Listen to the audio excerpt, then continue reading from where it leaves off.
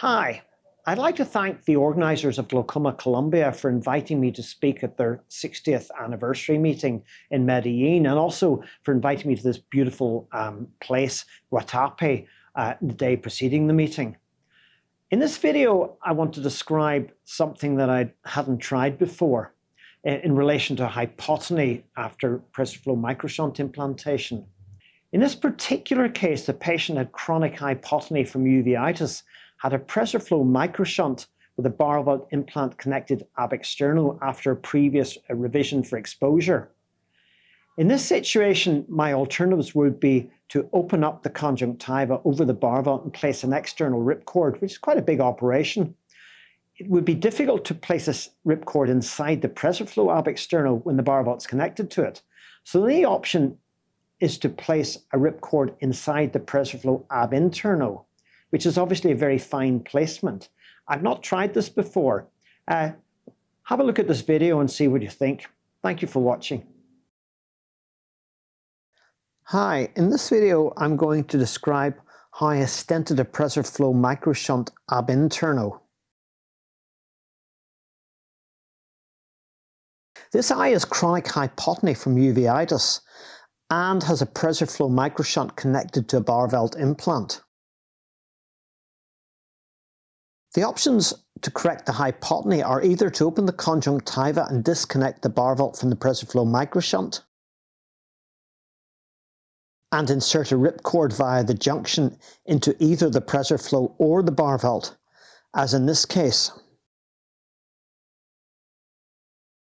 Or, alternatively, to attempt to stent the PreserFlo via the anterior chamber. Here I'm cutting a 10mm length of 9/0 polypropylene suture.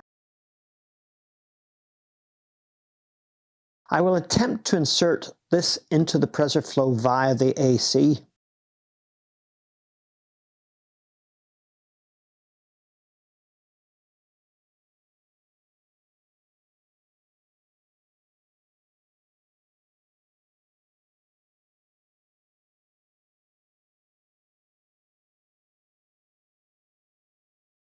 There you go, looks easy. Well, of course it wasn't.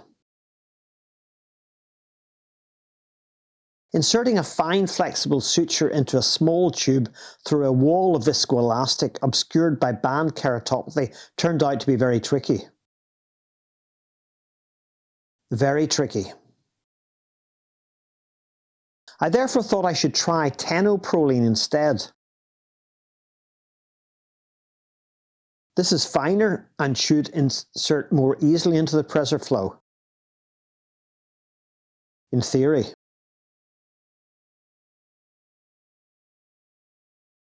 But of course, this was even more fiddly and almost impossible to see in the anterior chamber through the band keratopathy.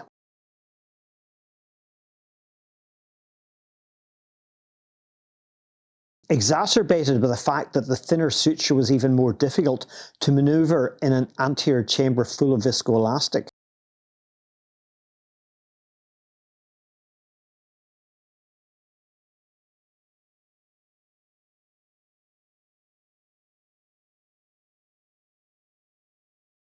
Almost there, but not quite.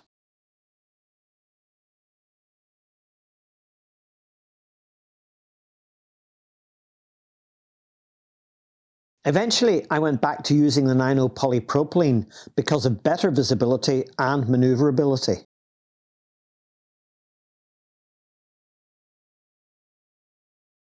And eventually was successful.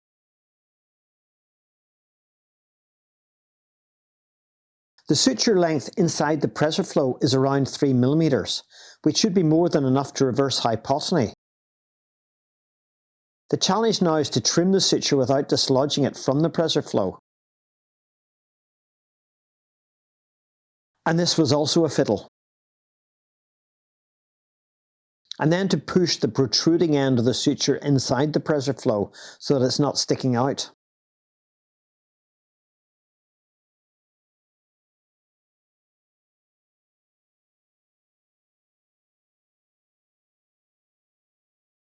The short protruding end is trimmed, and the remaining end pushed inside.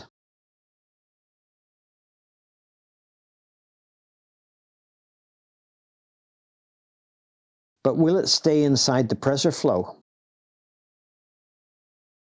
The viscoelastic must be removed, as this can easily occlude a PreserFlo. The wounds are sutured. At the end of the procedure, the suture is still in place, as it still is the following day, and the pressure is adequate at this point. Time will tell how this works out, as this is the first time I've attempted to stent a PreserFlo ab interno. Thank you for watching. I hope you found this interesting. So here you see placing a ripcord ab interno in a microshunt is tricky, definitely not easy, but is possible. I'm not sure how many times I'll do this in future, but I hope you found it interesting. Thank you for watching.